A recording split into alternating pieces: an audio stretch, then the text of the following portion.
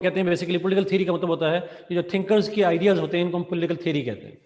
So for example फराबी की theory हमने पढ़ी, हमने मवारदी की देखी, लाइक हमने उसकी बात की, खलदून की बात की। लेकिन खलदून की ऑनेस्टली स्पीकिंग अब यहाँ पे खलदून का थोड़ा सा आप नहीं लिखिएगा, उसकी रीज़न ये है हमने खलदून की स्टेट नहीं पढ़ी, हमने पढ़ी असबिया, और असबिया का रिलेशनशिप पढ़ा स्टेट के साथ। हमने स्पेसिफिकली फोकस किया असबिया पे, और असबिया कैसे रिलेट करती है स्टेट से ये पढ़ा।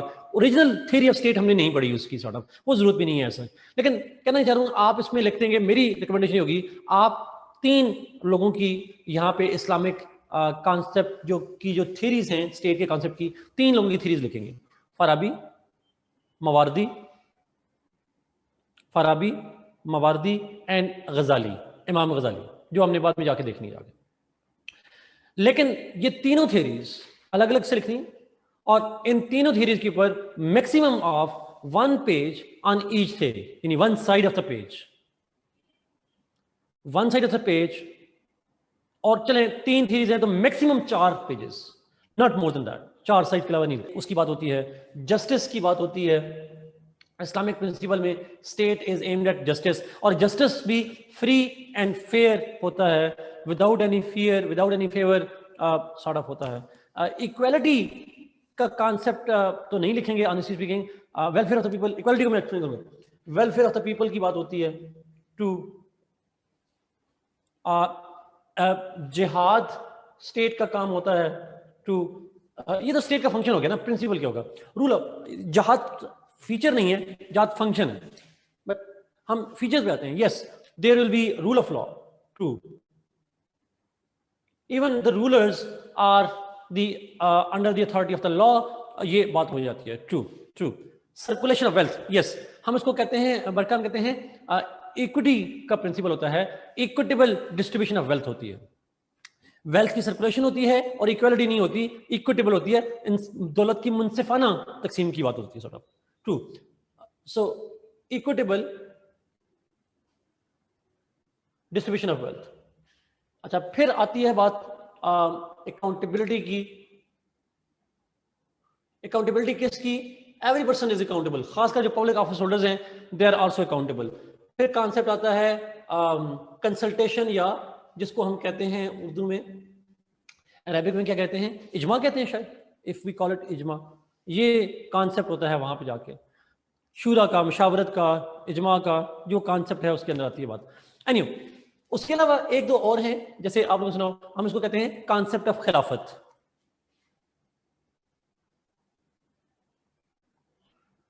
खिलाफत does not necessarily mean the term Khalifa. It's actually the rule of the most pious one. The institution of Khilafat is not only a political office, it also has a religious domain, it also has a religious connotation with it, और ये एक sanctity वाला ओहदा होता है। It is not given to ordinary people, it is given to those who are worthy of it. So most respectable, most pious, most capable people hold the office of खिलाफत। तो खिलाफत एडमिनिस्ट्रेशन की बात करते हैं।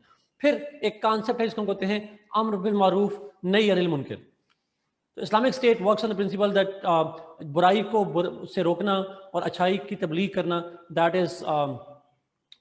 Is one of the principles of the Islamic state. और आखिरी एक होता है जिसको कहते हैं उलल अमर। डू यू नो द उलल अमर? स्पेलिंग उसकी में हमें OUL, उलल Amar, no, it's rulers obeys, exactly, it is obeying the authority, the lawful authority की बात मानना, this is called following the orders of the lawful rulers, that is what we call the ulul amr, जिसको हम कुछ लोग interpret करते हैं in a sense of rule of law, क्योंकि जो अमर है, जो अमीर है, जो हुक्मरान है, वो लॉफुल होंगे, तो उनको फॉलो करने का मतलब है you are following the law, ये आपने जो है वो एड अप करने। तो ये कोई 8-10 प्रिंसिपल्स होंगे इस्लामिक स्टेट के। सॉवरेनिटी की बात होगी, खिलाफत की बात होगी, जस्टिस की बात होगी, rule of law, welfare etcetera, ये सारे प्रिंसिपल लिखने हैं। इनकी अरबिक लिखें, अंग्रेजी लिखें, इससे कोई फर्क नहीं पड़ता, जो भी आप लिखना चाहें आप उसको कर सकते हैं। नाउ यहाँ पे एक पॉइंट और ये है कि इसको सपोर्ट करने के लिए, आप इस आर्गुमेंट को सपोर्ट करने के लिए, प्रिंसिपल्स के लिए, you can occasionally add some अहदीस और पुरानी आयात या कोई इंसिडेंट है या कोई इवेंट है पास का, आप उसकी जो है वो लिख सकते हैं as an example. But quote हदीस कर सकते हैं, कोट आयत कर सकते हैं, या कोट आप उसके अंदर कोई वाकया कर सकते हैं जो कि पास में हुआ हो। Sort of you can coat anything, but obviously आप इंग्लिश में लिखेंगे सारा। अरेबिक टाइटल में लिख सकते हैं, बट नीचे डिस्कशन में आप इंग्लिश में ही उसको लिखेंगे। I guess this is all from it. ये 2 पार्ट होंगे, 3-4 पेज उस पे आ जाएंगे, 3-4 पेजेस पे आ जाएंगे, 6-7 पेजेस का रफली अराउंड आपका ये आंसर बन जाएगा। Is it clear? I mean, justice and rule of law, they can be interpreted differently. They are different ones.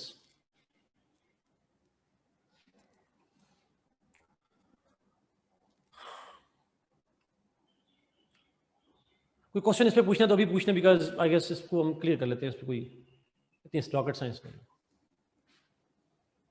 और इंटरेस्टिंगली ये अक्सर सवाल आता है, इस पे अक्सर सवाल आता है।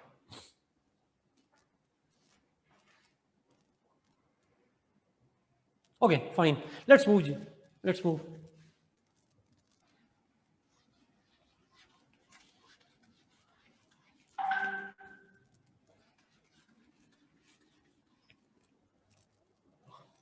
लेट्स गो टू, हमने लेजिस्लेचर कंप्लीट कर लिया था।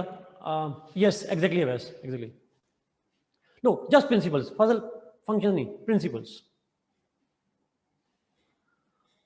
हमजा इस क्वेश्चन को अगर प्लीज पब्लिक कर दें आप, इंपॉर्टेंट सवाल है आपका।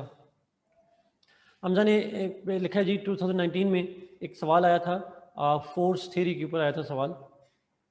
थ्योरी ऑफ फोर्स उसको कहते हैं, या फोर्स थ्योरी कहते हैं। ये हमजा जी, ये हमजा ने कमेंट कर दिया जी, देखिएगा। अच्छा, होता इस तरह से है कि ये थ्योरीज जो हैं, थ्योरी ऑफ फोर्स की बात की गई, इनको हम कहते हैं theories about the origin of the state. ये वो थ्योरीज हैं जो बताती हैं कि स्टेट कैसे बनी थी। हमने सोशल कॉन्ट्रैक्ट थ्योरी के बारे में देखा कि स्टेट कैसे बनी और इवॉल्व हुई, सॉरी कैसे क्रिएट की गई बिकॉज ऑफ कॉन्ट्रैक्ट। हमने बात की सोशल, उसके बाद एवोल्यूशन की बात की कि स्टेट बनी नहीं बल्कि इवॉल्व हुई over the period of time. और अगर आपको याद हो तो, जिसको हम ऑर्गेनिक कॉन्सेप्ट कहते हैं, और अगर आपको याद हो मैंने कहा था कि जो ऑर्गेनिक कॉन्सेप्ट है स्टेट का, this is the most dominant discourse in the study of political science. ये मैंने जो है वो डोमिनेंट थ्योरी जो है वो बहरहाल बन जाती है। अच्छा, जो टाइटल है ना आपके कोर्स में, अगर आप अपना कोर्स कंटेंट देखें, उसके अंदर जो है वो स्टेट की ओरिजिन और एवोल्यूशन का लफ्ज है। अगर आप कोर्स को देखें, उसमें थ्योरीज का लफ्ज नहीं है। ही डज नॉट से कि we have to study the theories, evolution का लफ्ज है। तो ये जो फोर्स थ्योरी है, this is not the theory of evolution, this a theory जिसको हम देखें, डिफरेंट थ्योरीज हैं। एक सोशल कॉन्ट्रैक्ट है, एक एवोल्यूशन है, एक हम पढ़ते हैं फोर्स थ्योरी है, एक डिवाइन राइट थ्योरी है, एक कल्चरल थ्योरी है। There are lots of different theories कि स्टेट कैसे बनी थी। अच्छा, अब पॉइंट ये है कि जो फोर्स थ्योरी है वो कोर्स में नहीं है, वो एग्जामिनर नजदीक जरूर है, बट वो कोर्स में नहीं है। तो इसलिए हम उसकी बात नहीं करेंगे। No not, it's not about Leviathan, it's not about Leviathan. Leviathan की थ्योरी थोड़ी डिफरेंट है, फोर्स थ्योरी थोड़ी डिफरेंट है सॉर्ट ऑफ। लेकिन पॉइंट इज कि ये हमारे कोर्स में नहीं है, इसलिए मैं नहीं पढ़ाता। क्वेश्चन में अगर लिखा होता हमारे टॉपिक में थ्योरी, तो मैं वाकई आपको ये भी पढ़ाता, फिर एक डिवाइन राइट की थ्योरी है जिसका हल्का सा जिक्र हमने किया था, वो भी पढ़ा रहे होते। बट शॉर्ट सा आइडिया है कि जो फोर्स थ्योरी है वो ये कहती है कि जो सबसे ताकतवर इंसान था, उसने बजरिया ताकत बाकी लोगों को अपना सबऑर्डिनेट बनाया और उनके ऊपर अपना ऑर्डर शुरू कर दिया। He started, no absolutely not, किसी और से लिंक नहीं करना। It's this theory is actually says कि एक ज़माने में जब डिफरेंट लोग थे, हाब्स की स्टेट ऑफ नेचर की तरह हालात थे, लोग लड़ते मरते थे, और उनसे एक बंदा सबसे ताकतवर बन गया और उसने अपनी ताकत के बलबूते में सबको इकट्ठा किया और कहा कि मैं तुम्हारा हुक्मरान हूँ, you have to follow my orders, your liberties are gone, I am the most powerful, so might is right है, मेरी बात आप सुनेंगे। So he started doing that. तो उसने खुद से अपनी थ्योरी जो है वो दी थी। It's not given by somebody गुलाम, this is a theory that has been originated from times immemorial. Greeks के टाइम से ये थ्योरी चली आ रही है। हम खुदा के बारे में क्या कहते हैं, खुदा मोस्ट पावरफुल है इसीलिए उसकी बात माननी है। तो ये भी कहते हैं एक स्टेट में सबसे पावरफुल बंदा था, उसने उसकी बात मानी है। This is a kind of theory. But अब जो भी थ्योरी है ये डोमिनेंट थ्योरी भी नहीं है एक बात, और कोर्स में भी नहीं है, इसलिए मैंने उसका जिक्र नहीं किया था। I hope it make sense. धन्यवाद। मैंने यही कहा कि कोर्स में नहीं है, सो आई एम नॉट सेइंग कि जी आप 20 नंबर का, मैंने 20 नंबर का लेक्चर नहीं दिया आपको उस पर। But I am saying is ये थ्योरी इस बारे में है, कोर्स में नहीं है। इसलिए मैंने नहीं पढ़ाई इसको. No, I won't recommend that. I won't recommend that you should go for it. But अगर कोई करना चाहे, खुद से पढ़ना चाहे, पढ़ ले. मेन आइडिया यही है उसका. हाब्स का फर्क ये है कि हाब्स ने कहा था कि वो द मोस्ट पावरफुल ने खुद हुक्मरानी नहीं की, उस मोस्ट पावरफुल को लोगों ने कहा कि आप हुक्मरान बन जाओ. लेकिन फोर्स एरी कहते हैं कि नहीं, वो खुद से उठा और उसने कहा मैंने रूल करना. अथॉरिटेरियन उसने खुद को एस्टेब्लिश किया, sort of, not through a contract. Halves ने लोगों ने कॉन्ट्रैक्ट के जरिए से पावरफुल को कहा, और इसमें उसने खुद से सेल्फ असर्टिवनेस यूज की और सॉर्ट ऑफ इसने किया. This is simply what the idea. Anyway, let's come back. अपने अगले टॉपिक पे चलते हैं. Is it clear?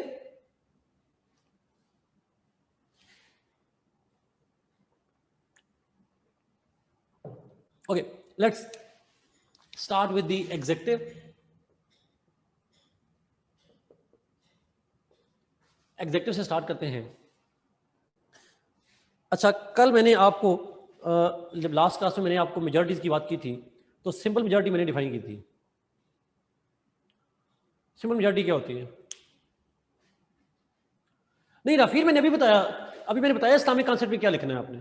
2 पॉइंट बताए तो हैं, एक में प्रिंसिपल और एक में आपने 2 पार्ट होंगे उसके अंदर. Majority of people present and voting, that's true जी. Majority of those who are present and voting, उनको हम कहते हैं simple majority.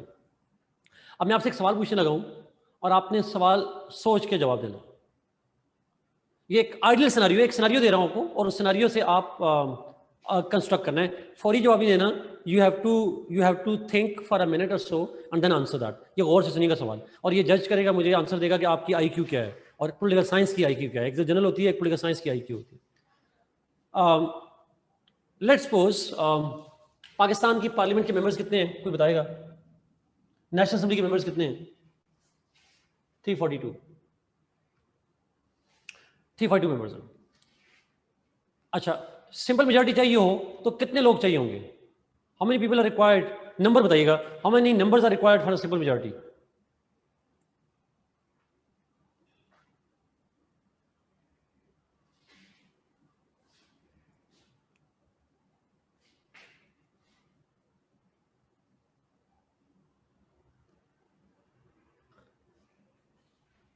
Exactly. Ghulam Mirza, Daniyal, आप बिल्कुल ठीक करें, अरसलान आप भी ठीक करें. It depends ji. नंबर जो दे रहे हैं सारे गलत हैं. They all are wrong. Because simple majority तो होती है जो मौजूद होंगे और जो वोट डाल रहे होंगे उनमें से मेजॉरिटी निकालनी है. तो नंबर कैसे दे सकते? आपको क्या पता कौन कितने लोग मौजूद होंगे और कितने लोग वोट देंगे? आपको कैसे पता? Did I get that information? I didn't. You speculated. It depends. Because कितने लोग मौजूद हैं? 342 हैं, उनमें से 4 लोग मर जाएं तो क्या करेंगे आप? उनको कहां से लेकर आएंगे आप?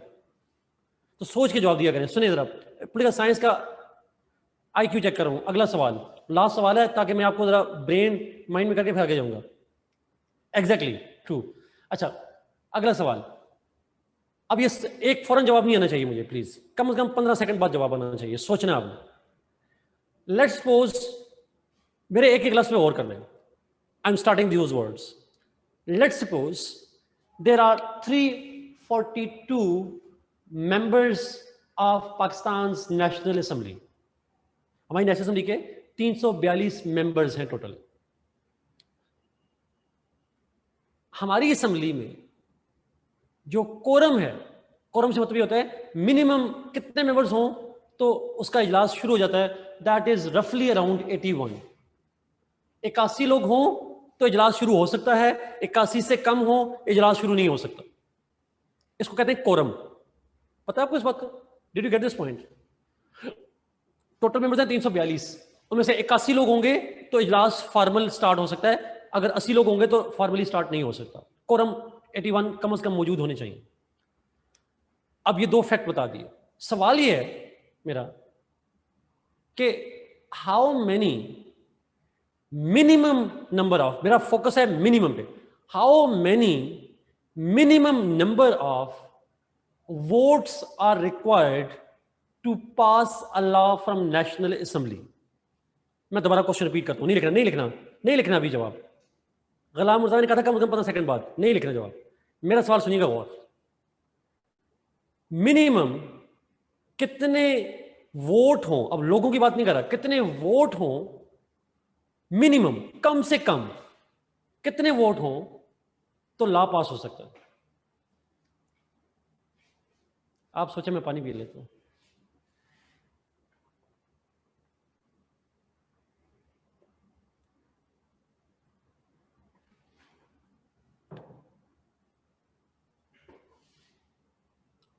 मिनिमम का लफ्ज, अब मुझे नंबर चाहिए, डिपेंड कर नहीं, मिनिमम नंबर, तादाद बताएं, क्वांटिटी, कितने वोट होने चाहिए, 5, 10, 50, 80, 90, कितने?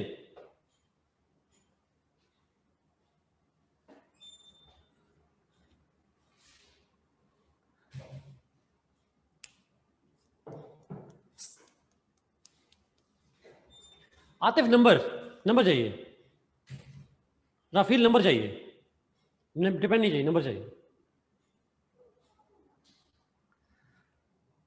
अच्छा, हाँ मैं एंजॉय कर रहा हूँ टू। अच्छा मुझे बताएं, लॉ पास करने के लिए कितनी मेजॉरिटी चाहिए होती है वैसे पाकिस्तान में? सिंपल मेजॉरिटी चाहिए होती है, एब्सोल्यूट चाहिए होती है, 2/3 चाहिए होती है? सिंपल चाहिए होती है। ऊपर एक ने 1 कहा था, किसने 1 कहा? Who said 1? ऊपर मैं भूल गया नाम, मेरे में निकल गया। मनसब ने कहा था, yes Mansab. Why 1? 1 is correct answer, 1 is correct answer. Why 1?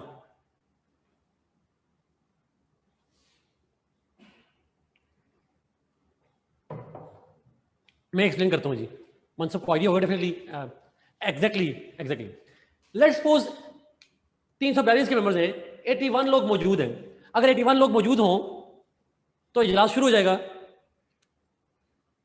Exactly 81 लोग हों, इजलास शुरू हो जाएगा। वोटिंग होती है, 80 बाइकाट करते हैं, वोट नहीं डालते, बैठे हैं वोट नहीं डाल रहे, वोट डाल ही एक रहा है, फिर क्या होगा? ला पास हो जाएगा? हो जाएगा कि नहीं होगा?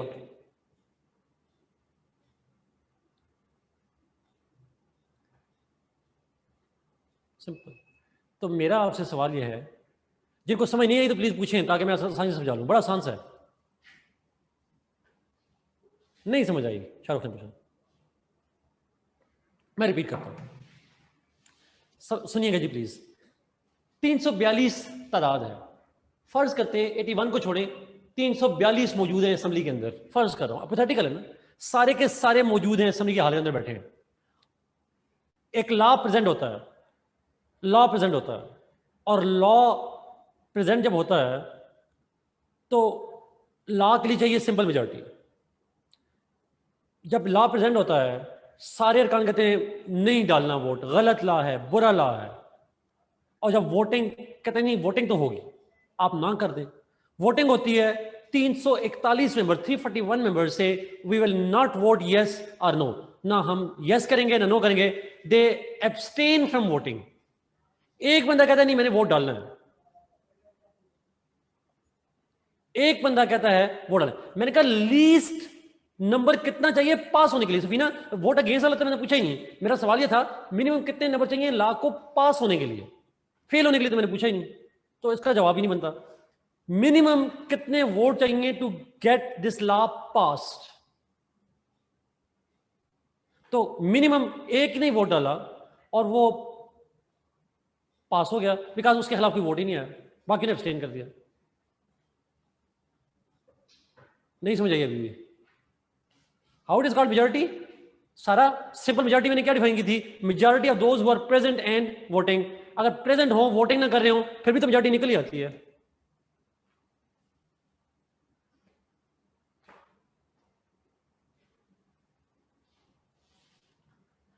ऐसा हुआ नहीं है, मेरे इल्म में नहीं है, बट ऐसा हो सकता है। मैंने इसलिए पूछा, आइडियलिस्टिक है, सिनारियो दे रहा हूं आपको।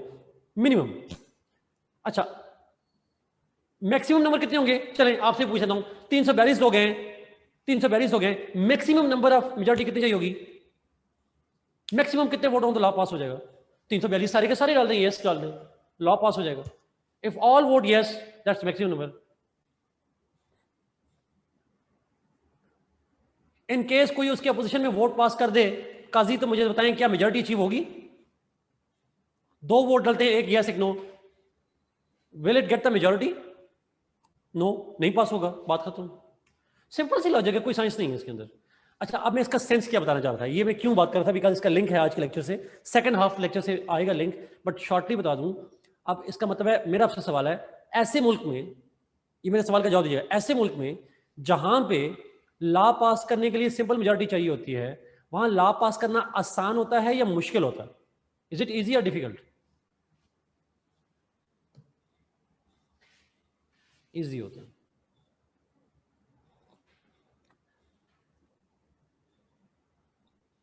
ये सुने, तो मैंने आपको कितने मुल्कों का कहा था कि जहां मुल्कों में लॉ पास करने के लिए सिंपल मेजॉरिटी चाहिए होती है? Can you tell me the name of the states जहां पे सिंपल मेजॉरिटी के लिए सिंपल मेजॉरिटी चाहिए होती है लॉ के लिए? मैंने कल नाम बताए थे आपको लास्ट क्लास में। फैज, आपके सवाल पे आ रहा हूं, एक मिनट में। Can you tell me the name of states? Pakistan, UK और इंडिया। पाकिस्तान, यूके और इंडिया, इन तीन मुल्कों के अंदर में, इन तीन मुल्कों की पार्लियामेंट्स के अंदर सिंपल मेजॉरिटी से लॉ पास हो जाता है हमारे कोर्स में। बाकी भी होंगे, बट हमारे कोर्स में इन तीन का मैंने मिसाल दी थी, याद रखिएगा। तो इस पॉइंट को ध्यान में रखिएगा। आधे घंटे बाद ये सवाल मैंने आपसे दोबारा पूछना। I will ask this question again.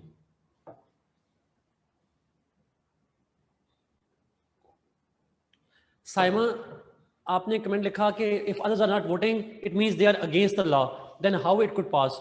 It means they are against the law. How you know that? If somebody is absent, how you know he's against it? It's not necessary. Maximum जितने total membership है उतने ही होंगे। It's simple. Okay जी, चलते हैं अपने topic पे। मेरा ख्याल है मैंने आपको थोड़ा जगा दिया है, मैं ऐसा करता हूँ।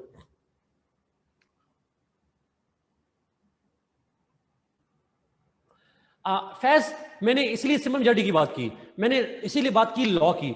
2/3 मेजॉरिटी के प्रिंसिपल पे ये अप्लाई नहीं होगा, 2/3 वाली बात पे ये अप्लाई नहीं होगा रूल। मैंने कहा, मैंने इसी शुरू में कहा, दिस जो minimum person required to pass a law, उसके लिए कितनी होती है। अब जो कॉन्स्टिट्यूशनल अमेंडमेंट की अगर आप फैज करें, या जहां पे 2/3 चाहिए होती है इम्पीचमेंट में या कॉन्स्टिट्यूशनल अमेंडमेंट के अंदर, उस सूरत में ये लॉ अप्लाई नहीं होता। This rule does not apply there. ये सिर्फ लॉ के लिए है, और वो भी कुछ स्टेट्स में है, तमाम में नहीं है।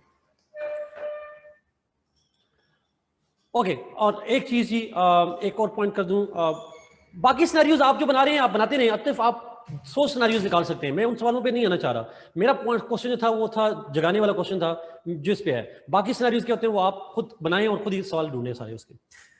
मैं एक दफा मेजॉरिटीज को रिपीट कर दूं। Simple majority is the majority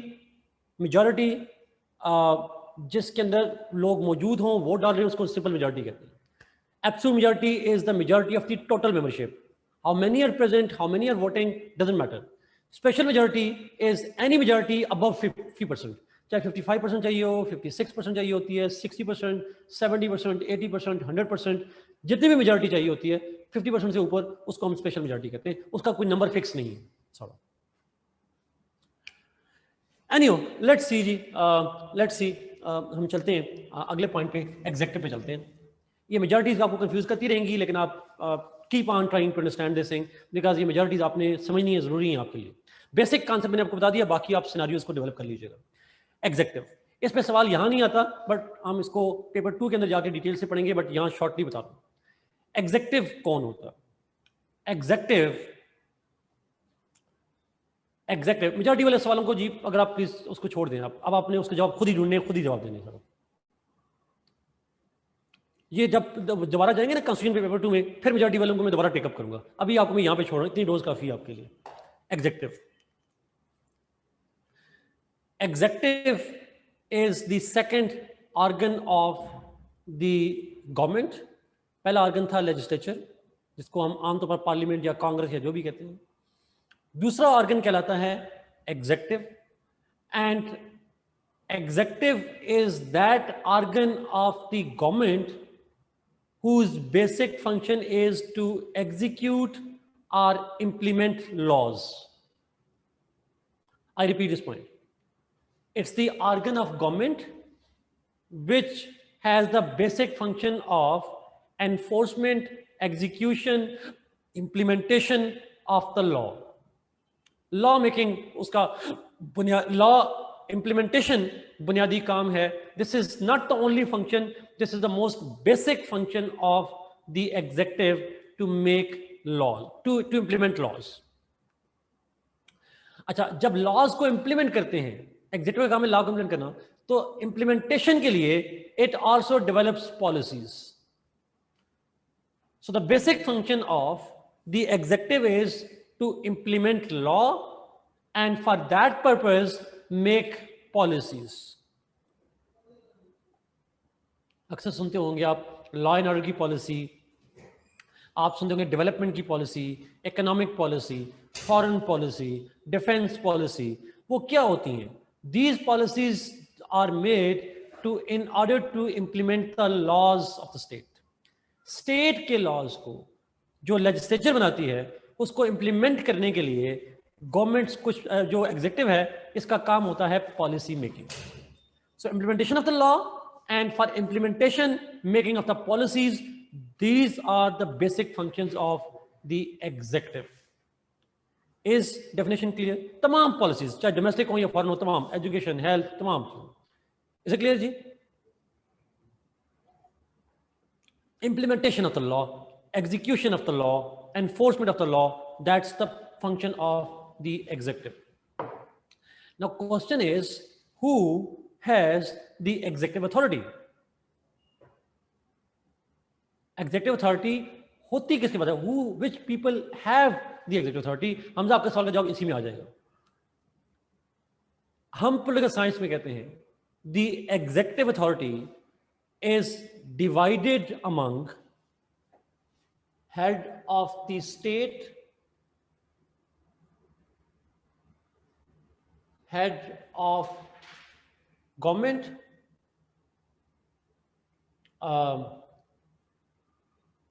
the council of ministers,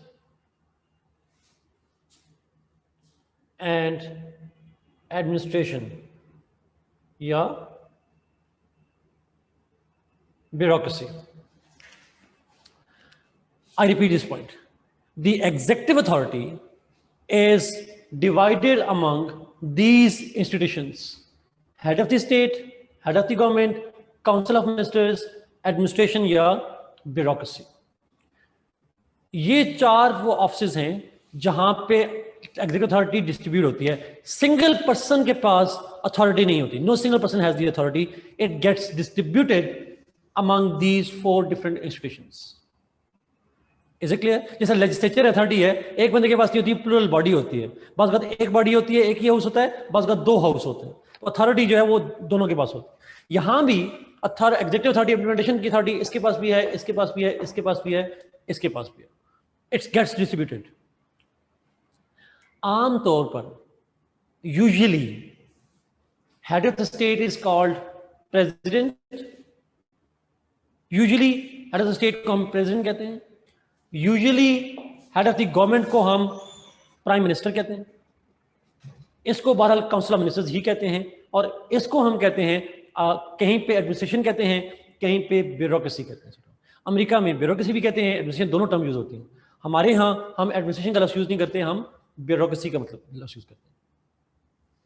So usually head of the state is called president. Usually head of the government is called prime minister. This is called council of ministers. और जिसको हम usually bureaucracy या administration कहते हैं. Let me now talk in detail. थोड़ा सा और मजीद इस पे बात करते हैं. मैंने यूजुअली का लफ्ज़ सवाल कर रहा हूँ बिकॉज देखें, पाकिस्तान में हेड ऑफ द स्टेट कहलाता है प्रेसिडेंट, इंडिया में कहलाता है प्रेसिडेंट, अमेरिका में कहलाता है प्रेसिडेंट. लेकिन यूके में, हमारे कोर्स में मिसालें दे रहा हूं, यूके में हेड ऑफ द स्टेट को क्या कहते हैं? What we call in UK crown का लफ्ज़ यूज करते हैं. क्वीन का, किंग कहते हैं, बट क्राउन का लफ्ज़ इस्तेमाल करते हैं. क्राउन का लफ्ज़ इस्तेमाल करते हैं. किंग भी कह सकते हैं, क्वीन भी कह सकते हैं, बट पॉलिटिकल साइंस में क्राउन कहेंगे. आपसे क्राउन के पास होता है. मलेशिया हमारे कोर्स में, मलेशिया में हेड ऑफ द स्टेट का नाम है यंग दी परतवान अगांग. यंग दी परतवान अगांग, बेहतर नाम ही ना लें. तो मैंने इसीलिए कहा यूजुअली जो हम टाइटल यूज करते हैं that is called the president. ये इसीलिए यूजुअली पे रहेंगे. मैं मिसाल ओखी इसलिए दी ताकि आप, इसीलिए कहा कि लिखने की जरूरत ना पड़े. गुलाम मुर्जा नहीं लिखना, आपने प्रेसिडेंट लिखना, यूजुअली प्रेसिडेंट लिखना. हेड ऑफ द गवर्नमेंट को मैंने कहा यूजुअली कहते हैं प्राइम मिनिस्टर. तो अनयूजुअली क्या कहते हैं? और कोई नाम किसी मुल्क में? तो एक मिसाल है, जर्मनी में चांसलर कहते हैं उसे। In Germany that head of the government is called chancellor. In China he is called premier. China में कहते हैं उसको प्रीमियर के नाम से जानते हैं। तो डिफरेंट स्टेट्स में डिफरेंट नाम जो है वो आ रहे होते हैं सॉर्ट ऑफ। तो इसलिए यूजुअली गलत में इस्तेमाल कर रहा हूँ, usually head of the state को president, usually head of the government को prime minister. Council of ministers, आपने काउंसिल ऑफ मिनिस्टर्स कम सुना होगा, मोस्टली आपने सुना होगा लफ्ज कैबिनेट, ऐसा ही है। आपने कैबिनेट का लफ्ज सुना होगा। मैं कॉन्स्टिट्यूशन लॉ वाले जो बच्चे हैं वो तो बड़ी डिटेल से पढ़ेंगे जाके, मैं शॉर्टली डिफरेंस बता रहा हूं। आपने ये लफ्ज सुने हुए स्टेट मिनिस्टर, एडवाइजर्स वगैरह?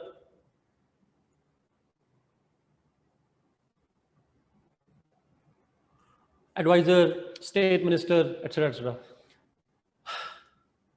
कैबिनेट, सुनिएगा प्लीज।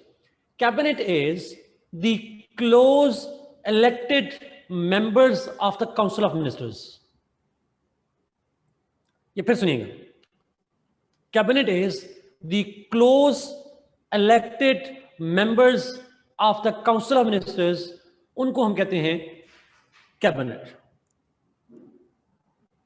तो काउंसिल ऑफ मिनिस्टर्स में कैबिनेट भी होती है, it includes cabinet plus advisers plus state ministers plus special assistants और पता नहीं क्या क्या गनबला सारे होते हैं।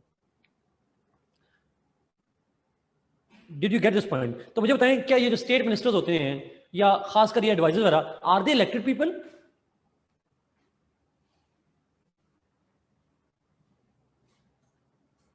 They are not. बड़ा आसान सा है डेफिनेशन। कैबिनेट जो है वो इलेक्टेड मेंबर्स हैं, इलेक्टेड मतलब पार्लियामेंट लेजिस्लेचर से होते हैं और क्लोज होते हैं।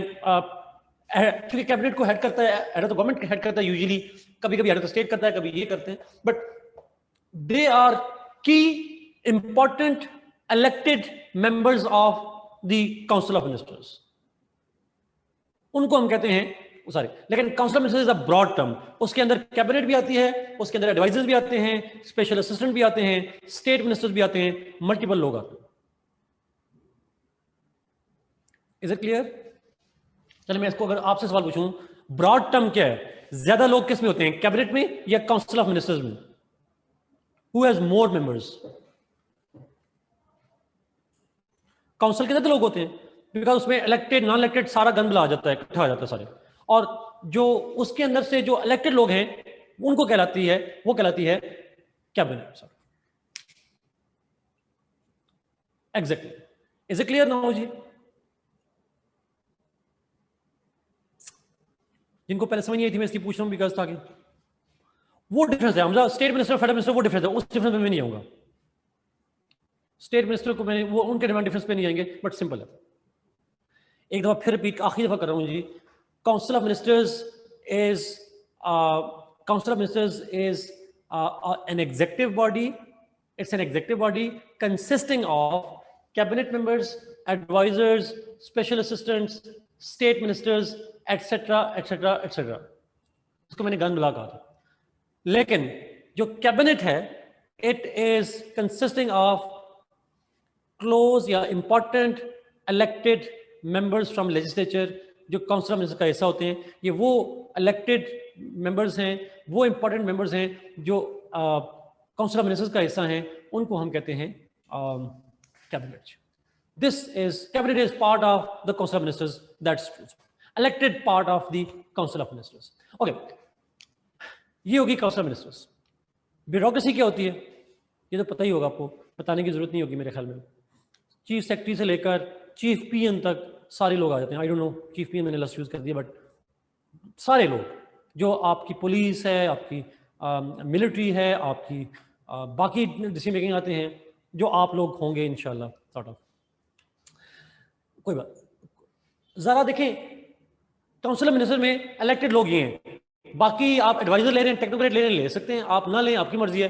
जरूरी नहीं कि वो इंक्लूड होंगे, वो हो भी सकते हैं, नहीं भी हो सकते हैं, वो अपॉइंटेड लोग हैं, वो जहां से भी आ जाए। तो एडमिशन ब्यूरोक्रेसी जो है जिसमें आपने जाना है, this is called no no Ghulam Murtaza, judiciary देखें, हम क्या पढ़ रहे हैं, ब्यूरोक्रेसी क्या है, executive. Is judiciary an executive? How can judiciary be part of the bureaucracy? Judiciary तो जुडिशरी है ना, वो एग्जीक्यूटिव का हिस्सा ही नहीं है, उसको तो आप कहां पे लेके जा सकते हैं. अच्छा, अगला सवाल.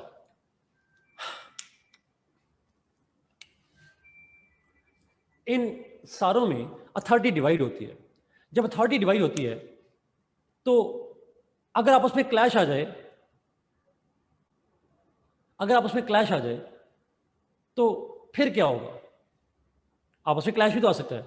There must be somebody, there must be some institution, इन सब में किसी एक के पास अल्टीमेट अथॉरिटी होनी चाहिए. It must have a supreme authority with in executive.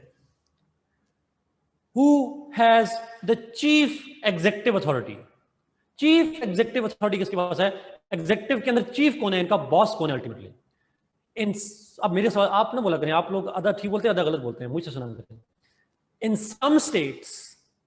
Some states head of the state is chief executive, and in some states it is head of the government which is chief executive. कुछ में head of the state है, कुछ में head of the government. Let me give you both examples. In Pakistan, head of the government, who is called Prime Minister, he is chief executive. In US, the president is chief executive. Simple example. Pakistan में head of the government, America में president. Pakistan, India में भी Prime Minister, America में president, Turkey में भी president. You can give these examples. तो कहीं पे ये चीफ है, कहीं पे वो चीफ है. This is how the powers are distributed. जो भी हो जाए, ऊपर मैंने हमेशा हर क्लास में कहता हूं, in any case you can not be chief executive. आप चीफ सेक्रेटरी तो लग सकते हैं, चीफ एग्जीक्यूटिव नहीं बन सकते. You will always be subordinate to the council of ministers, and that council will be subordinate to जो भी चीफ होगा sort of. That's a simple idea. After retirement, हाँ, फिर अगर आप लोगों के दांत बच के अब बोलने के लिए, तो फिर आप ऊपर जा सकते हैं ब्यूरोक्रेसी के बाद में. सिंपल जी. मैंने अब ऐसे दिल नहीं तोड़ा था, मैंने कहा था कि आप जो हैं वो चीफ सेक्रेटरी बन सकते हैं. ये हौसला था वैसे आप लोगों का. Anyway, this is what is the executive authority जी. एक और पॉइंट. हाँ, वो गुलाम मोहम्मद एंड गुलाम इसाक, लेकिन वो शाफी ज़माने गए जब आते थे, अब नहीं आते, वो ज़माने गए उनके. एनीवे, अच्छा, आपसे बड़ा इंपॉर्टेंट पॉइंट यहां पे, head of the state and head of the government. अभी पॉइंट जरा गौर सुनिए please.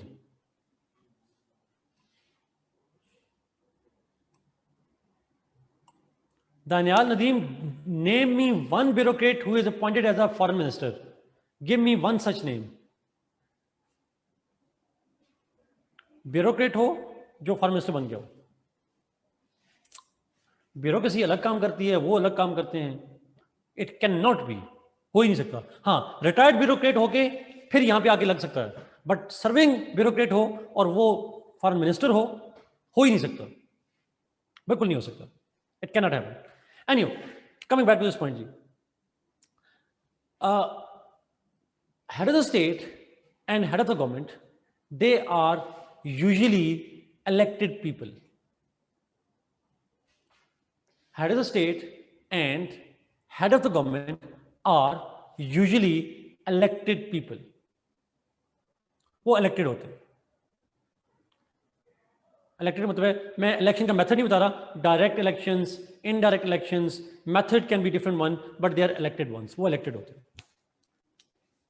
Council of Ministers can be elected or it can be selected one. It can be elected or it can be selected. दोनों options हो सकते हैं. Elected भी हो सकती है, सेलेक्टेड भी हो सकती है. What about bureaucracy? Can it be elected? No. Bureaucracy will always be appointed one. आप ब्यूरोक्रेट बनने के लिए इलेक्शन में हिस्सा ले रहे हैं या एग्जाम में हिस्सा ले रहे हैं?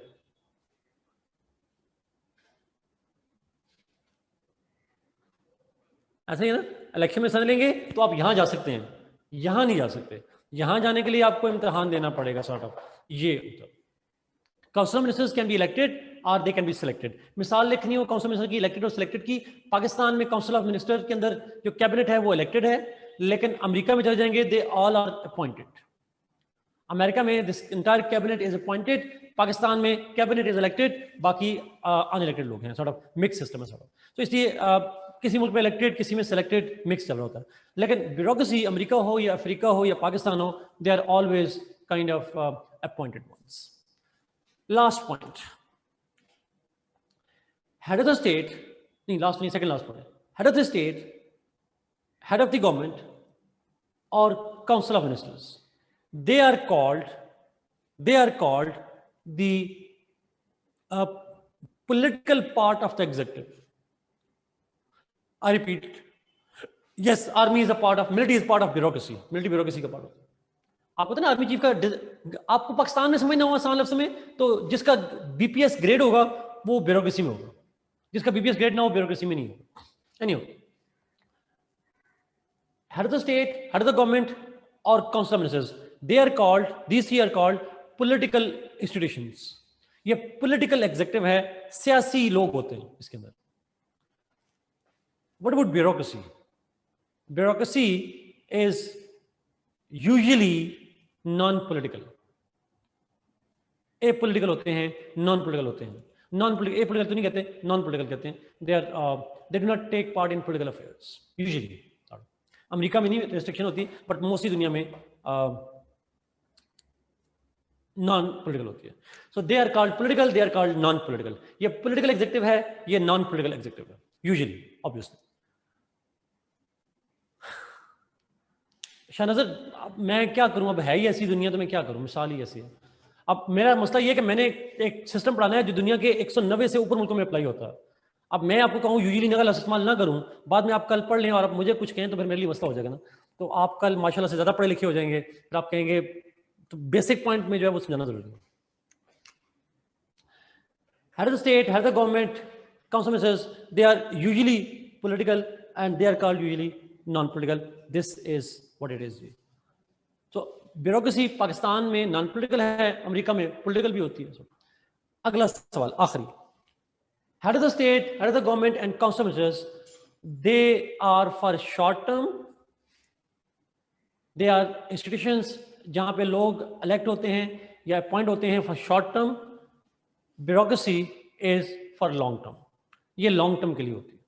ऐसा ही है, आप रिटायरमेंट तक जो है वो आप ब्यूरोक्रेट रहते हैं, लेकिन जो प्रेसिडेंट है, प्राइम मिनिस्टर है, 3 साल, 4 साल, 5 साल, 7 साल, जो भी टर्म होगी, आफ्टर दैट दे एक्सपायर, और फिर उनकी जगह पे दोबारा इलेक्शन होते हैं। They can come back but they have to go for elections. आपका सीएसएस करने के 5 साल बाद दोबारा सीएसएस एग्जाम तो नहीं होता ना, so you can continue to grow. तो ये लॉन्ग टर्म है, परमानेंट है, ये टेम्परेरी होते हैं, शॉर्ट टर्म के लिए होते हैं। This is a brief discussion जी, आई गेस बेसिक मैंने आइडिया बता दिया। Let's go to the functions. Functions क्या होते हैं एग्जीक्यूटिव के? शाहनज़र मैं जब पढ़ाऊंगा फिर बताऊंगा कि वो लॉन्ग टर्म क्यों है। ये हमजा आप लोग कह रहे हैं, मैं नहीं मान रहा इस बात को, ये मैं आपको पढ़ाऊंगा कैसे मैं कह रहा हूँ, ये उस पे छोड़ दें उस वक्त। But my answer is no. हाँ, मैंने साथ यूजुअली का लगा दिया, और वो आप चलें चाइना की मिसाल ना दें आप मुझे ये कह दें सऊदी अरबिया में जो बैठे हैं बादशाह, वो भी तो लॉन्ग टर्म के लिए बैठे हुए हैं सॉर्ट ऑफ। तो कहने का मकसद है कि मैंने यूजुअली क्लास इसी इस्तेमाल कर दिया। बादशाह भी तो होती है ना, फिदेल कास्ट्रो ने 50 साल तकरीबन गवर्न किया ऊपर से जाकर।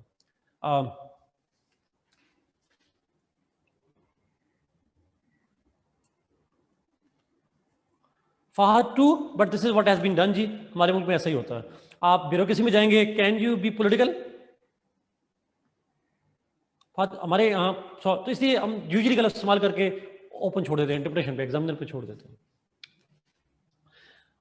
ओके, सो बट फहद अगर आप फर्ज करें अगर एक ब्यूरोक्रेट हो, वो पॉलिटिकल हो, तो उसके खिलाफ under the law of Pakistan he can be dismissed, उसका कार्रवाई हो सकती है अगर वो पॉलिटिकल कनेक्शन साबित हो जाए। आप इलेक्शन रैली में हिस्सा नहीं ले सकते, you can't come on stage. America में ब्यूरोक्रेट इलेक्शन की रैलीज में हिस्सा लेते हैं, यू कांट। मैं गवर्नमेंट एम्प्लॉई हूँ, I can't support a party publicly. अगर मैं पॉलिटिकल साइंस का बंदा हूँ और मैं नहीं कर सकता, तो आम ब्यूरोक्रेट तो आप सोचे दूर की बात होती है। एनीवे, फंक्शन पे चलते हैं। फंक्शंस क्या होते हैं? हाँ, true true. Bureaucracy has different function, executive has different function perform. जब मैं एग्जीक्यूटिव के फंक्शन की बात कर रहा हूं, तो या तो ये सबके फंक्शन होंगे या इनमें से किसी एक के फंक्शन होंगे, बट होगी एग्जीक्यूटिव ही इन्हीं के फंक्शंस में से आते हैं। जरूरी नहीं होता कि फंक्शन सबके हों, बट ये इन फंक्शन में से कुछ के भी हो सकते हैं, बट होगी एग्जीक्यूटिव के ही फंक्शंस। पहला बेसिक फंक्शन कहा, लॉ इंप्लीमेंटेशन। लॉ को एनफोर्स करना, लॉ को इंप्लीमेंट करना, एग्जीक्यूट करना, ये बेसिक काम होता है उनका। दूसरा, policy making. Executive, yes collectively बात करें, लेकिन सबके फंक्शन नहीं है। हो सकता है पॉलिसी बनाना इसका काम नहीं है, पॉलिसी बनाना इनका काम है, ठीक है, लेकिन है तो वो भी एग्जेक्टिव ना। इसका फंक्शन करूंगा तो भी एग्जेक्टिव का होगा, उसका करूंगा तो भी होगा, सबके मैं बात करूँ। पॉलिसी मेकिंग, पॉलिसी मेकिंग से मतलब ये है that the executive is responsible to make policies for smooth implementation of the law, for the effective implementation of the law. Law को अच्छी तरीके से इंप्लीमेंट करने के लिए दिस इज देयर फंक्शन जी। पॉलिसी से मतलब होता है गोल्स डिफाइन करते हैं, स्ट्रेटजीज डिफाइन करते हैं कि लॉ को इंप्लीमेंट करने का गोल क्या है, स्ट्रेटजीज क्या हैं, कैसे इंप्लीमेंट करेंगे। This all is done by the executive. वो पॉलिसी किस बारे में हो सकती है? It can be related to national and international affairs. वो फॉरेन पॉलिसी बना सकते हैं, वो security policy, defence policy, health policy, education policy, जो भी डिफरेंट सेगमेंट्स ऑफ सोसाइटी होते हैं उसके हवाले से जो पॉलिसीज हैं, this is part of their function. और वो पॉलिसी क्यों बनती है? ये पॉलिसी बनती है to implement the law. Law enforcement के लिए, लॉ इम्प्लीमेंटेशन के लिए पॉलिसीज बनाई जाती हैं, and this is part of the functions of this executive. अच्छा, मैं अब फर्ज करूँ आपसे, एक सवाल का जवाब दीजिएगा। लेट्स सपोज एक फंक्शन है जो ब्यूरोक्रेसी परफॉर्म कर रही है। Is there any check on it? क्या इसमें कोई चेक होता है? Who has the check on bureaucracy? किसका होता है?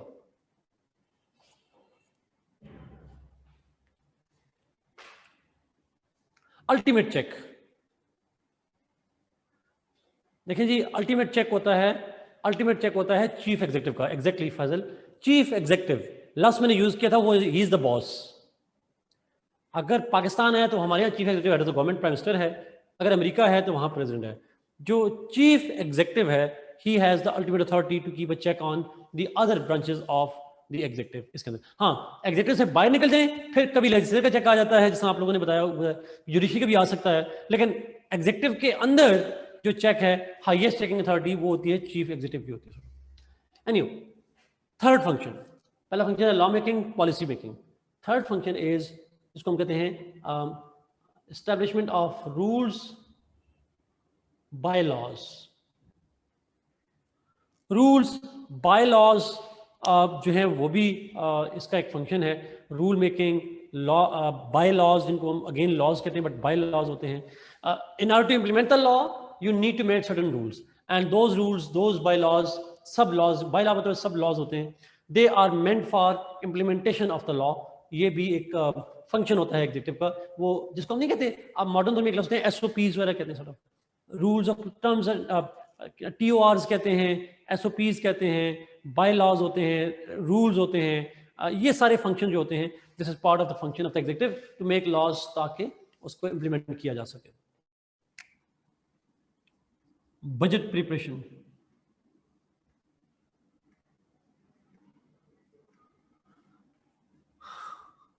बजट अप्रूव करना, फाइनेंस का कंट्रोल तो होता है लेजिस्लेचर के पास, the control of finance is with legislature, but obviously उसकी जो मेकिंग का प्रोसेस है, who proposes and formulates the budgets, this is the function of the executive. Executive का काम होता है बजट प्रिपेयर करना। आपने सुना होगा मिनिस्ट्रीज होती हैं जो अपना इनपुट देती हैं और अल्टीमेटली कैबिनेट उसे अप्रूव करती है, सॉर्ट ऑफ। सो ब्यूरोक्रेसी से आगे मिनिस्ट्रीज, मिनिस्ट्री से आगे प्राइम मिनिस्टर वगैरह, वो अल्टीमेटली बजट प्रपोजल बनाते हैं, बजट प्रेजेंट करते हैं, लेकिन अप्रूव करना या ना करना, it is the function of the legislature. हम वहां पे पढ़ चुके हैं उसको। Last, appointments.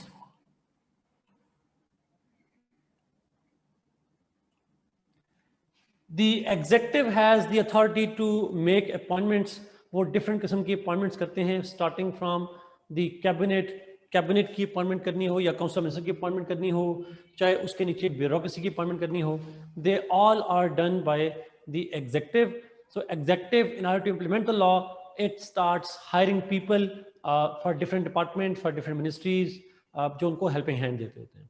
आपको पता है जब आपका CSS होता है तो आपको अपॉइंटमेंट लेटर जो है वो हमें प्राइम मिनिस्टर पाकिस्तान के साइन से आता है. So prime minister Pakistan has the ultimate authority जिसके सिग्नेचर से आपको अपॉइंटमेंट की जाती है. प्रेसिडेंट के बिहाफ पे प्राइम मिनिस्टर करता है, लेकिन मतलब प्रेसिडेंट प्राइम मिनिस्टर के बिहाफ ये इसमें सवाल, बट प्रेसिडेंट करता है प्राइम मिनिस्टर के बिहाफ पे कर रहा होता है सॉर्ट ऑफ. बट एनीहो हम उसको chief executive authority prime minister की होती है.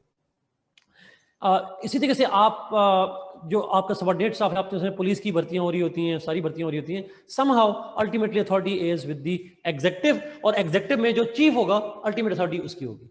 सो पाकिस्तान में चीफ क्योंकि प्राइम मिनिस्टर हैं, अल्टीमेट अथॉरिटी उनकी बन जा रही होती है. So they make certain appointments, but ये जितने फंक्शंस हैं, policy making, rule making, budget proposal, appointment of the law, appointments, ये सारे के सारे हैं. These all functions are for the sake of implementation of the law. ये इम्प्लीमेंटेशन के वाले से इसके फंक्शंस होते हैं. मैं फिर रिपीट करूं, appointments again military, bureaucracy, foreign policy, foreign diplomat, domestic, cabinet, ये सारी के सारी जो हैं वो फंक्शन जो हैं उसके अंदर आ जाते हैं. This is what it is. Accountability Fazal नहीं, नैब को नहीं कहेंगे because NAB is an autonomous body. ये आप पब्लिक एडमिनिस्ट्रेशन में पढ़ेंगे. एग्जीक्यूटिव जो होते हैं उसके अलावा कुछ और एक डिपार्टमेंट्स होते हैं पब्लिक एडमिनिस्ट्रेशन में, उनको ऑटोनमस बॉडीज कहते हैं. नैब इज एन ऑटोनमस बॉडी, वो एग्जीक्यूटिव में आप नहीं लिखेंगे. ये तीन बेसिक होते हैं जी सॉर्ट ऑफ. ये हम जब फंक्शन पढ़ेंगे बाद में जाके, मिलिट्री अपॉइंटमेंट्स, फॉरेन डिप्लोमेट की अपॉइंटमेंट्स, पुलिस की अपॉइंटमेंट, कैबिनेट की अपॉइंटमेंट, डिफरेंट जो अपॉइंटमेंट्स हैं ये सारी करना एग्जीक्यूटिव का काम होता है. Okay, so let's see. अच्छा, ये पेपर में अगेन पेपर 2 में जब जाएंगे तो वहां पे फंक्शन जब पढ़ेंगे तो ये सेम फंक्शंस आ जाते हैं सारे उसमें. Shafi, this question is not related here, but yes, to answer your question, yes, but यहाँ पे लिखना नहीं है. Let's go to judiciary. Judiciary में सवाल यहाँ आता है, इस सेक्शन में सवाल आता है. So let's talk about judiciary.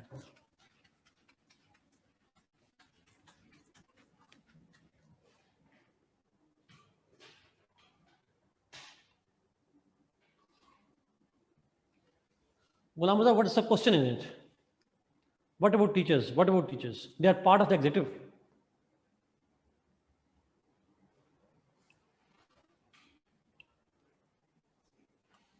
अच्छा देखिए, ये हमजा का सवाल है, पहले शाफी का भी ये सवाल था मेरे ख्याल में. नहीं, शाफी का नहीं, पहले हमजा का पहले ये सवाल था. देखिए हमजा, एक चीज़ में देखिएगा, जब आपने कहा ना प्रेसिडेंट करता है, तो मैंने ये नहीं कहा कि प्रेसिडेंट का रोल नहीं होता. मेरा ये क्वेश्चन था कि who has the ultimate authority. President in Pakistan does everything on the advice of the prime minister. He can not do anything by himself, simple words में.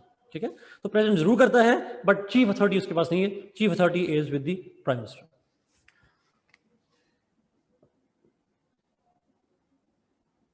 जुडिशरी,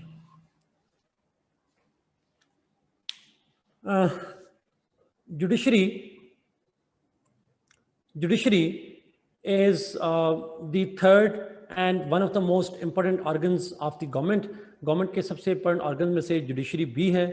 और जुडिशरी के बारे में हम ऑब्वियसली पढ़ेंगे, यहाँ पे सवाल अक्सर आता है.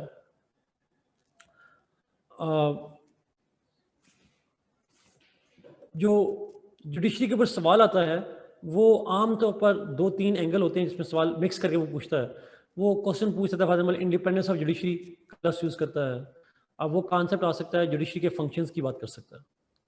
फंक्शंस की बात करें, इंडिपेंडेंस ऑफ जुडिशरी की बात करें. इन एनी केस आंसर में आपने ये सारी चीज़ें लिखनी होती हैं, but just to give you the idea कि यह इंडिपेंडेंस ऑफ जुडिशरी का कॉन्सेप्ट पाकिस्तान से रिलेटेड नहीं, जनरली पाकिस्तान से रिलेटेड भी आता है, वो पाकिस्तान अफेयर्स में जाकर देखेंगे. हम तो यहाँ इस सेक्शन की बात करें तो इस सेक्शन में सवाल concept of judiciary, functions of judiciary, independence of judiciary, इनसे रिलेटेड जो है वो सवाल आते हैं. लेकिन आंसर में सारे लिखने होते हैं. इंडिपेंडेंस का सवाल है तो फंक्शन भी लिखने होते हैं, फंक्शन का सवाल है तो इंडिपेंडेंस भी लिखनी होती है. लेकिन ये सवाल आता है.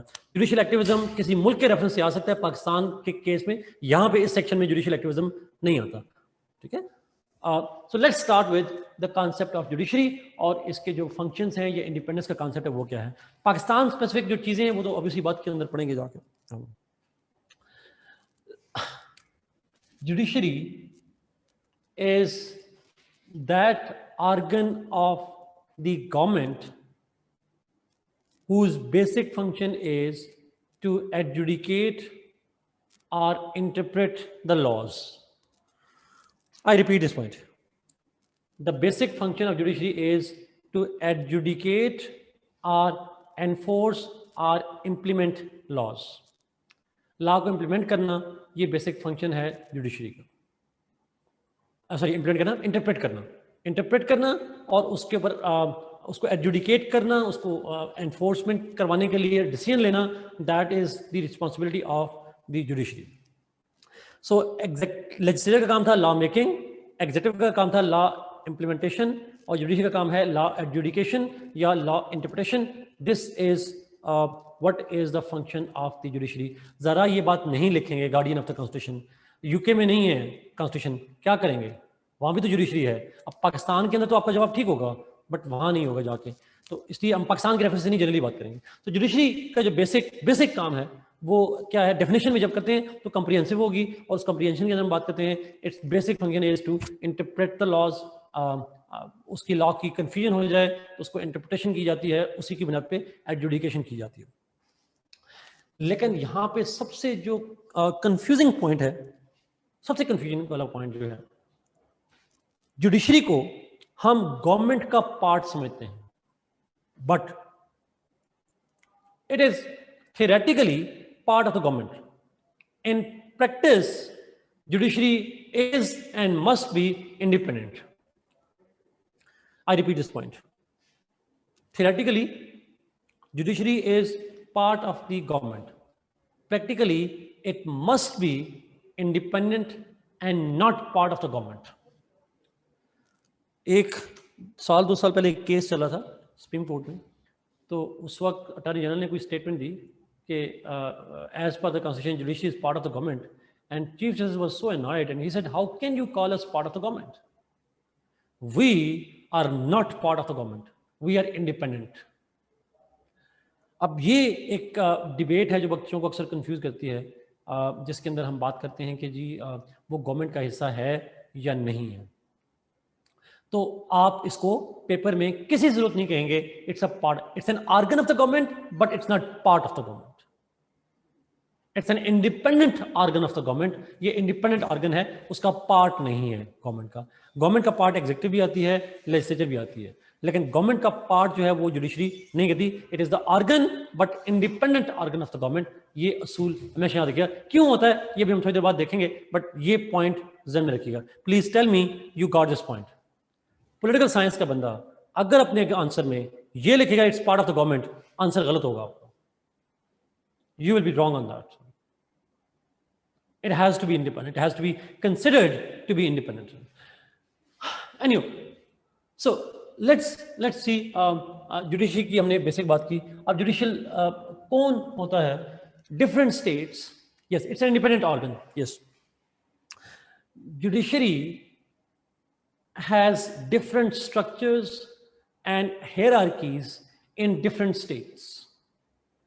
Different मुल्कों के अंदर, different states के अंदर इसके डिफरेंट काइंड ऑफ उसको कह लें स्ट्रक्चर्स होते हैं, हियरार्की डिफरेंट होती है। सो नोमेनक्लेचर भी डिफरेंट है। नोमेनक्लेचर मतलब है उनके नाम भी डिफरेंट होते हैं। मिसाल के तौर पर हमारे यहाँ सुप्रीम कोर्ट होती है, टर्की में उसको हाई कोर्ट कहते हैं, ठीक है। So there are different names in different states and there are different hierarchical structures of judiciary, but one thing is for sure, it must have some kind of hierarchy. एक hierarchy जरूर होती है, एक structure जरूर होता है judiciary का। वो स्ट्रक्चर वेरी करता है from state to state. Example लिखनी हो तो आप पाकिस्तान की लिख सकते हैं। हमारे यहाँ हाईएस्ट कोर्ट जो है वो सुप्रीम कोर्ट है, and under it are different courts up to the local level. Local level तक मेरे ख्याल में लोएस्ट कोर्ट जो है वो डिस्ट्रिक्ट कोर्ट कहलाती है, सिविल कोर्ट कहलाती है, सिविल कोर्ट कहलाती है, जो भी होती है। But point is highest court से लोएस्ट कोर्ट तक there is always a body. America के अंदर अगेन डिफरेंट है। अमेरिका के अंदर जो अगर आप जाएंगे तो हाईएस्ट कोर्ट सुप्रीम कोर्ट है, उसके अंदर फिर हाई कोर्ट का लफ्ज नहीं होता, वहाँ पे स्टेट की अपनी सुप्रीम कोर्ट्स होती हैं। सो डिफरेंट हायरार्कीज जो है वो वहाँ पे फेडरल कोर्ट्स होती हैं, तो there are different structures.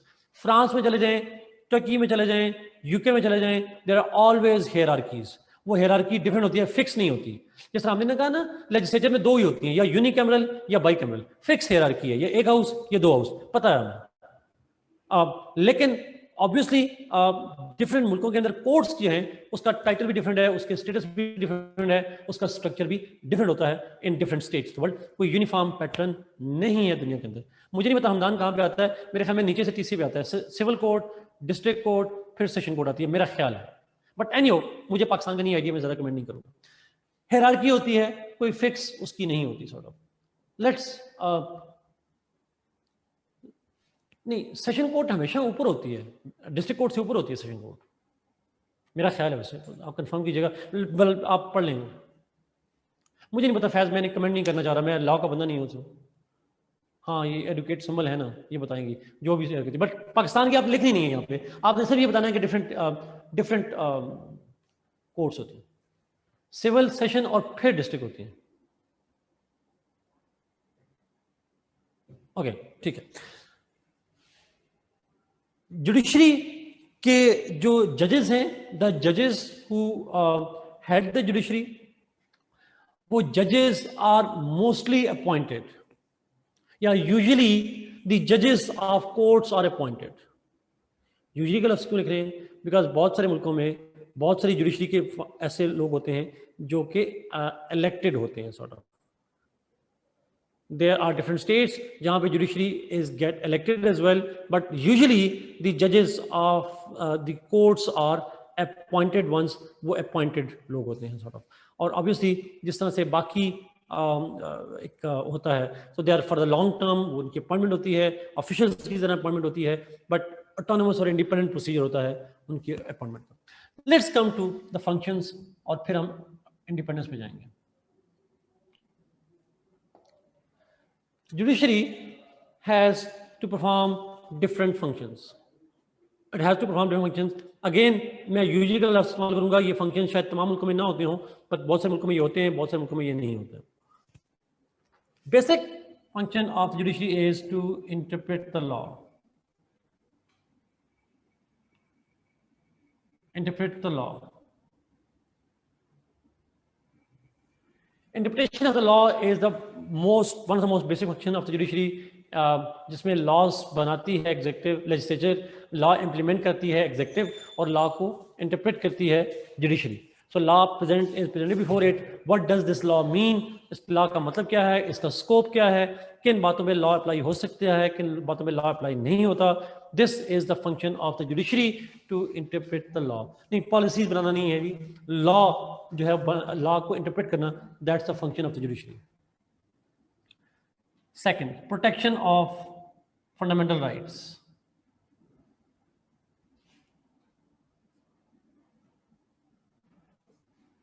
Fundamental rights are those rights that we enjoy as human beings, and since these rights are as human beings, so they are with us as long as we are in this world.